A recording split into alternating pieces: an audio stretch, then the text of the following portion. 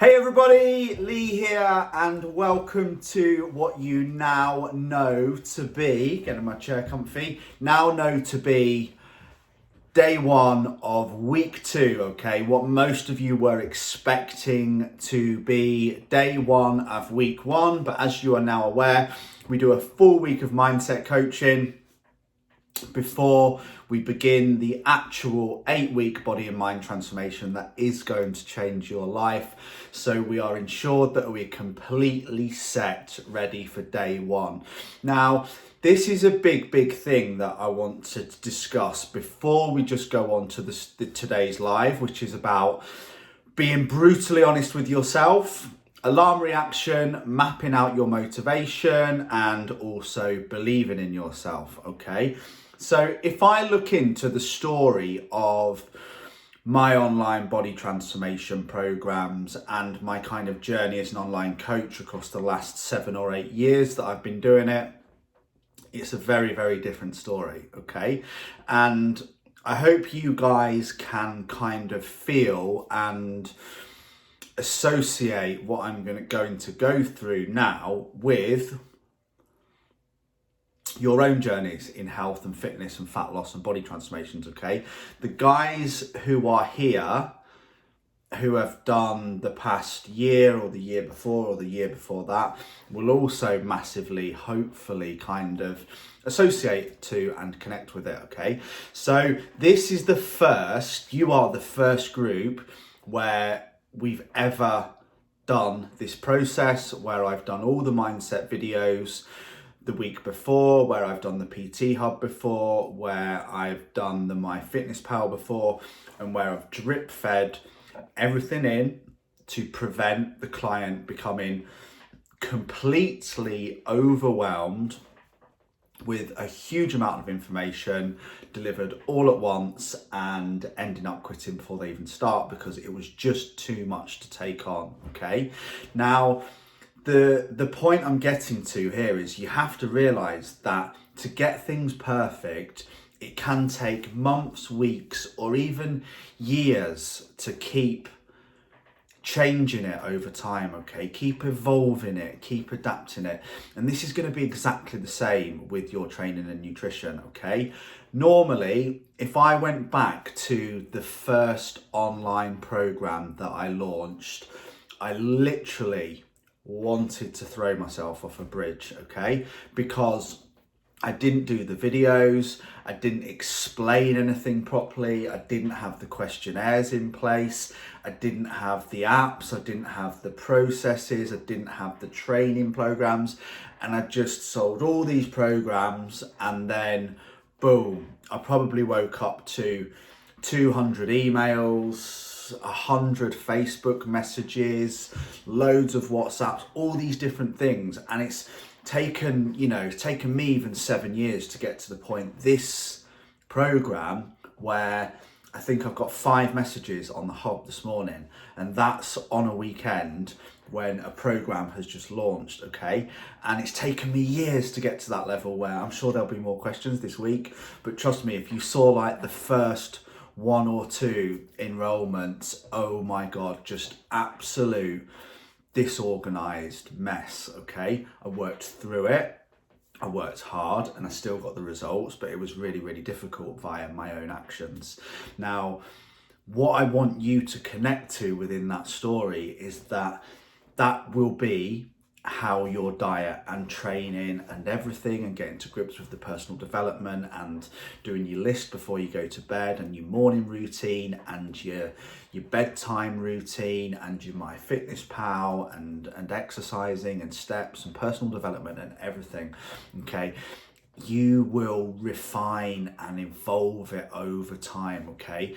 This week is really just about getting started, and as we discussed last week, making sure we are laying one brick at a time and progressing and getting a little bit better each day, not expecting to be a world-class piano or keyboard player after just 1 week and throwing the proverbial dummy out of the pram and giving up because week one didn't quite go as we intended, okay? Like the tomorrow's video after this is actually the reasoning and some of the explanations into why it's taken me probably 22 years to become what some people might see as an overnight success, okay? Because they don't see everything behind the background. So we move on. Being honest, alarm reaction, mapping out your motivation and believing in yourself. Okay, so being honest, and I've got a couple of real world examples here. I think it took me until probably about 2 years ago to be deeply honest with my own emotions, my own feelings, my own behaviours, and actually say, do you know what? I was doing that, and that's pretty bad that I was doing that. But what's worse is that I've kept that a secret that I was doing that for, 40 years of my life, and actually quantified it as a reason for my own behaviours and my own actions, which deep down I have to remember that I am always responsible for, as you are, okay? So some of you most of you will know, some of you won't know, but my mum died when I was very, very young. She was 29 years old. I was 18 months old.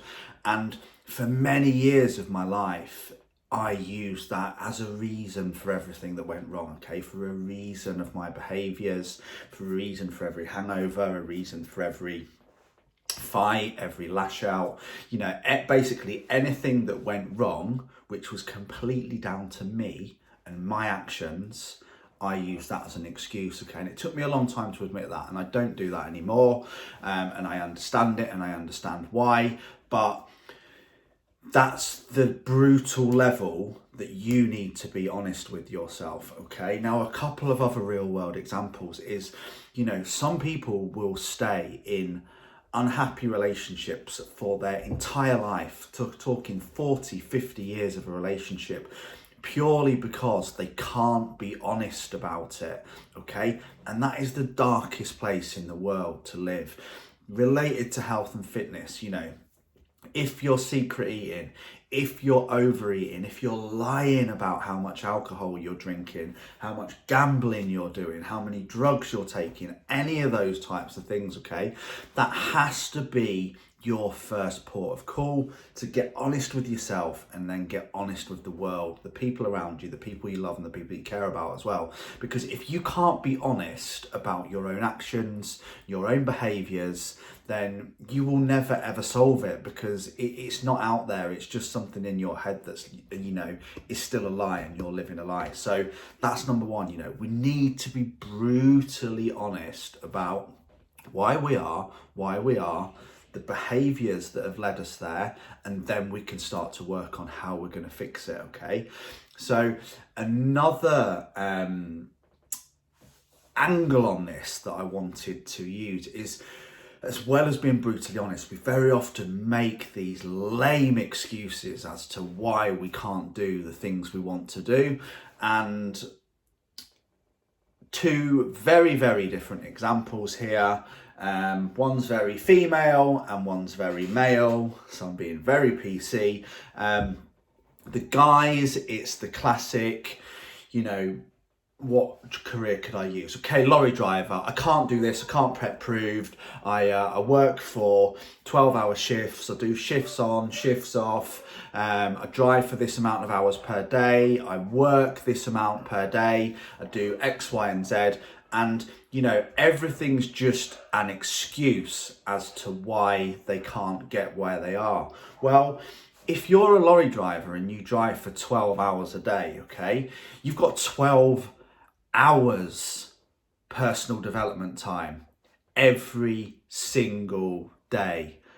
But I can't get motivated. I can't do this. I can't do that. Well, learn how to get motivated. Use that time effectively.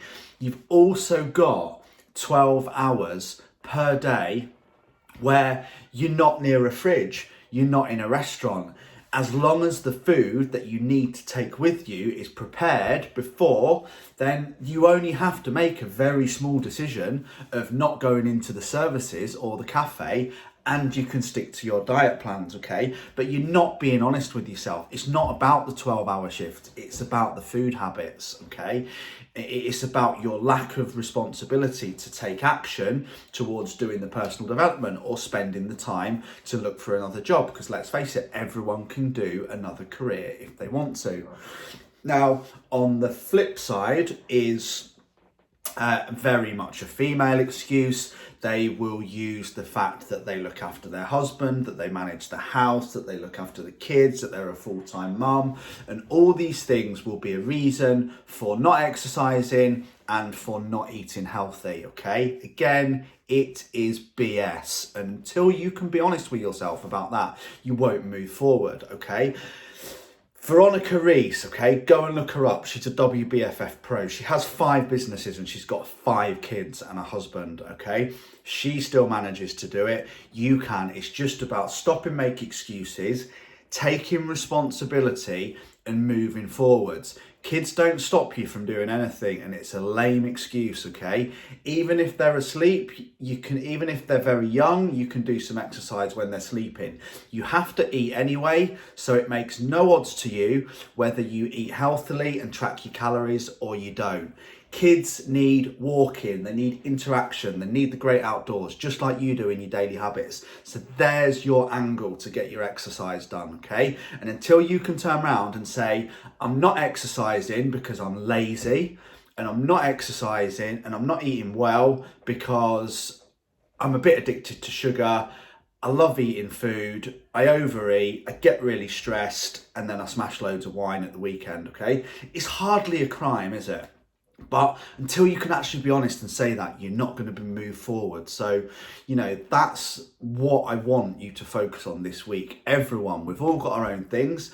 And I would hope that from me bringing mine across, which is very personal and very, very embarrassing, to a limit, really, or I thought it was. I don't now because I understand it. I would hope that you can maybe, you know, draw a little bit of inspiration from that and look into why, you know, why am I behaving like this? What am I using as an excuse that shouldn't be? And how am I going to change that and stop that moving forward? Okay.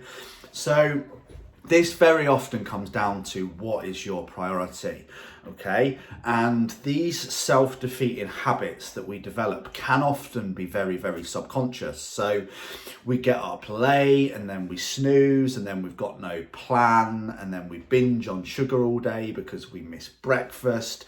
You know, that can have just become a routine that is as ingrained in you as an individual. Logan's chirping in. As putting your shoes on when you go outside, as I've mentioned before. So we have to break these down and we have to figure out why, because exactly the same as those self-defeating habits, our great habits can become doing tomorrow's plan before we go to bed, getting to bed early, making sure the clothes are laid out, no snooze button, fully prepared to succeed tomorrow, okay? Now, this does all come down to habits, and there's a form of habits that we could look into which is called the cue, routine, reward. Now, this would be certain things that trigger it in certain situations. So the cue is getting home from work, the routine is going to the cupboard and getting a chocolate bar, and the reward is the endorphin release of the sugars that that chocolate bar gives you. If you've done that every day for the last 15 years, or it might be Friday night, and then the glass of wine that's caused by the stress, which then gets drunk and gives the feeling of endorphins again, okay, dopamine. So in regards to those, exercise can be used in the same way. Having a healthy meal and feeling great afterwards, knowing it's going to happen so we have the meal prepared, getting in and doing some personal development at a moment when we know that the mind is about to spiral negatively, okay? Those are all cue, routine, reward systems that can be put in place that will lead to a positive outcome, okay? And we need to understand that habits determine the outcomes, okay? So once we get the habits right and the behaviours right, after being brutally honest to us, we're going to start finding stuff a lot easier, okay? And we have to work at it every day. You know, successful people Don't just drift to the top. And that's a mistake that I used to make, thinking, you just think that everyone that's done well or has the dream body or the dream house or their dream job or any of these things, that they just fell into that life, okay, or it was handed to them on a silver platter. I didn't have a silver spoon I wasn't born with a silver spoon in my mouth. Very much the opposite, in fact. But it's very easy for us to look in on everyone else. They had it easy, he had it easy, he had this privilege, that privilege. It is no mistake that anyone who succeeds worked hard to get there. And this includes working on the noggin and what's in between the ears, as well as working on the body. And that's what we're going to keep developing through this course, okay? So it's going to require focused action, it's going to require some personal development, and it's going to require some relentless energy every day towards making things happen, okay? They won't just happen, The habits you have developed will determine how your life evolves from this point, and how you change them and how you recreate them. But you have to understand you absolutely can achieve anything on this earth you want. Merely the fact that someone else has done it is factual and absolute proof of that. And you are in charge of your own life, okay? We're all masters of our own destiny, and whether you want to write a good book or you want to write a bad book, that pen is always 100% in your hands and you are in charge, okay? Yes, there will be obstacles, but you are in charge of how you overcome and deal with those obstacles, okay? You are always, always, always, always in charge. Now, that doesn't mean it's easy, okay? Which is what we're going to come on to, but I'm going to discuss here, before we go on to mapping out some motivation, why the mind does not quit, okay? No matter what adversity you have faced, no matter how big the obstacle is, you can break through it, and that is what builds your character the most, okay? That is what makes you strong. But as well as developing this mental strength, we also need to understand that the mind can also use that mental strength to a negative effect and very often trick us. Now, there's a very, very great word that I love. More often it's related to exercise and how the body is rather than the mind, but it's the feeling of homeostasis or balance, okay? So the brain is dedicated to maintaining that within the body, and when we exercise or when we put ourselves under intense pressure or when we begin to study more or any time for change in life, basically, the biggest fear of the body is that it will die or become run down, okay? So in terms of exercise, as soon as muscle glycogen or stored carbs are depleted, as soon as the heart rate raises, as soon as we become out of breath, the body is signaling all these things that would result in cardiac failure or hypothermia, and the brain can actually become damaged if blood glucose concentration goes too low, as any diabetics will know. But in short, in regards to most of these things that end up to us quitting, okay, the brain is a massive, massive hypochondriac, okay? And it just tricks you into stopping. It tells you it's too hard. It tells you you can't do it because it just fears the worst for everything. You've all got that friend that just fears the worst of everything. They always think that whatever happens, it's going to be the worst possible situation. The body is very, very much the same, and the brain is very much the same, because they all signal that homeostasis is under threat, which means there's a very real danger. So we end up kind of stopping. That feeling when your lungs are on fire on the first 5 minutes of a run, but then straight after the run, you're like, I'll come back to normal pretty quickly. Or very often into the run, we start to feel very normal. So we have to constantly build this over time by training the mind and going through it and then going through it again and going through it again and going through it again and going through it again, okay? Because the mind is just exactly like the body, you know, it needs to be trained, and it needs to be relentlessly trained. Think of it as the naughty dog again, or think of it as the shower. You know, you can have a shower and you can get super clean and have a nice shave, and shape your beard and shave your head, but if you don't do it again every day, it's going to grow out and it's going to go back to normal. The body and training is exactly the same, okay? So, hope that's all making sense. Feel free to drop any comments below. And if you've got any thoughts on it, or if there's anything that you guys have experienced, or there's anything you want to share, then go for it. Remember, we're stepping out of our comfort zone, so you can post anything you want. It's a very safe space, this, and it can be discussed, and you can discuss it with others as well as me. So, okay, mapping out your motivation. Again, motivation is that word, isn't it? How many people, oh, I just can't get motivated, or I ask them what they struggle with the most, and they come straight back with what I struggle with most is motivation. And I will very often say, well, what is motivation? You know, what is your motivation? Well, I don't know, I just don't have any. And that's because there is no why, okay? There is no firm goal. Remember what we went back into, lesson 1, right at the beginning of last week. What do we want to achieve? We need to understand that weak goals leads to failure and quitting early. So we need to know exactly what it is, and we need to know why we want to achieve it, okay?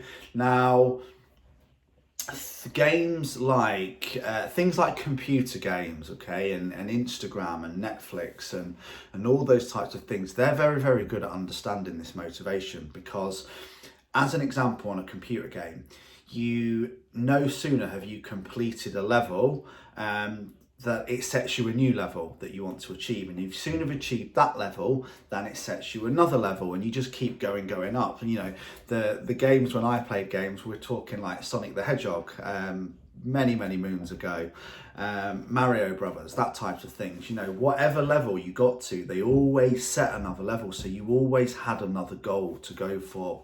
And we need to make what we achieve in life the same, because we get it the wrong way around, okay? We just think with life and with fitness and with careers and relationships and everything, that we're just looking for this thing, and we need to do this other thing to get there, and then once we do, we'll be complete and we'll be happy and we'll live ever after. You know, that's not true, and these computer games knew that. You know, you don't just complete Sonic the Hedgehog and then that's it, you're feel fulfilled, and you constantly need a new goal, a new strive, and it's something that continues to ever. So we need to understand that. It's a really, really important principle for what you're going to do here, and it's the thing that makes it sustainable, okay? Anyone can do something that's over restrictive and not sustainable for a short period to achieve a goal, okay? That will not make you happy. Enjoying the process of what you're doing and constantly having new things to strive for is what make you happy. So, okay, so wouldn't it be great if you could apply yourself to your health and your fitness goals the same way you could apply yourself to computer games or Instagram or Netflix or following your favourite football team, okay? Now, the truth of the matter is you can, okay? You just haven't thought of it that way. And that's when it comes down to mapping out your motivation. And we need to understand that there's 2 different sections to mapping out our motivation, okay? So very much at the moment, you will probably just map out your external motivation. So it will be getting in shape for the wedding, it will be getting in shape for the wedding, so again, it'll be getting in shape for the holiday, it'll be doing the 10k race, it'll be doing the marathon, it'll be winning this, it'll be making that much money, it'll be getting this car, it'll be getting that car, okay? They're all great, but they're all short-term motivation. They will motivate you towards something for a very short amount of time. People that only have external goals yo-yo their entire life, okay? Now, the internal goals are the things that make us feel happy forever, okay? So this is your why, okay? This is the deep understanding. This is the understanding why you want to look a certain way and why you want to feel a certain way, and going right back to the beginning of this video and understanding that's about being honest, okay? You may have to ask yourself 10 different questions to get to the answer, okay? And an example would be this, and they'd say, well, why do you want to lose weight and have a better body? Well, because I want to look better.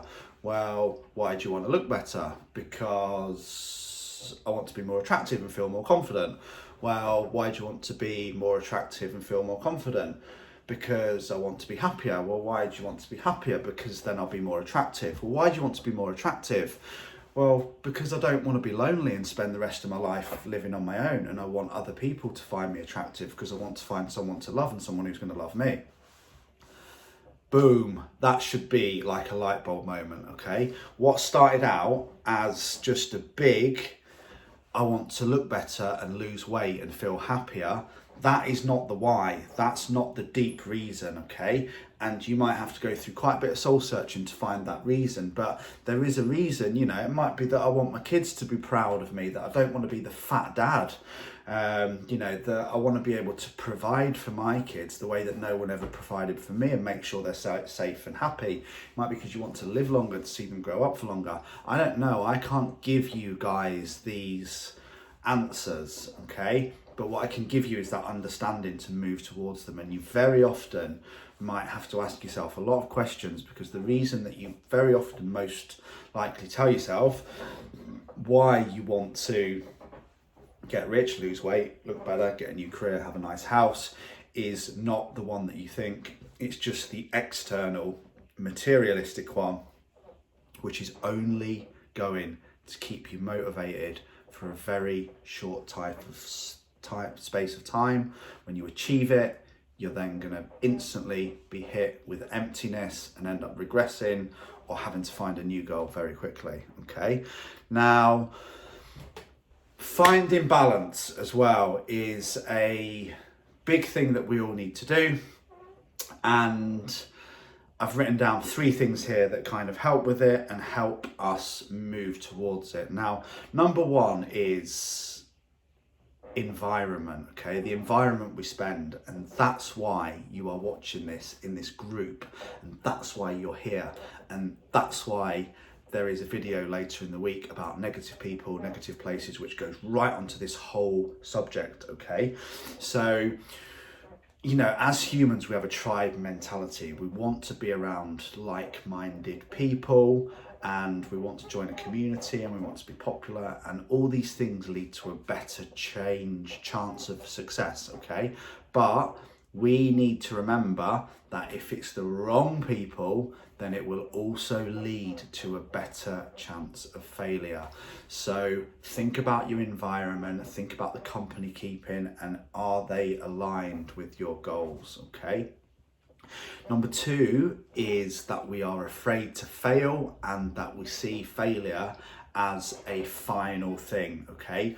All failure only serves as feedback. So if anything goes wrong this week, next week, the week after that you try, that is a massive tick for me next to your name, because 1, it shows you're alive, 1, it shows you're trying, and 2, it's feedback on what not to do, okay? And number 3 is going back over what I've just said again, understanding that there is no final destination, okay? There's always another level. Yes, we set short-term goals, we can go hell for leather and achieve it, but if we don't find happiness, and if we don't enjoy doing what we're doing, and we can't do it forever, then we will always lead back to square one, okay? It is so important that you take that home, okay? Now, the final bit that I'm going to end on here is self-belief, and you will hear me go on and on and on and on about this, but I will never ever stop going on and on and on about it, because it is the most important thing, okay?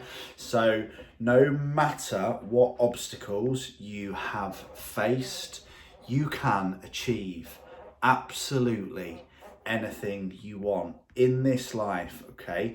But you have to start believing in that.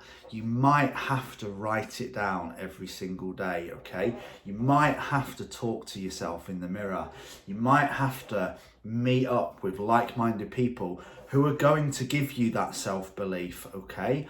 But rest assured, it's so important, and you have to start implementing it today.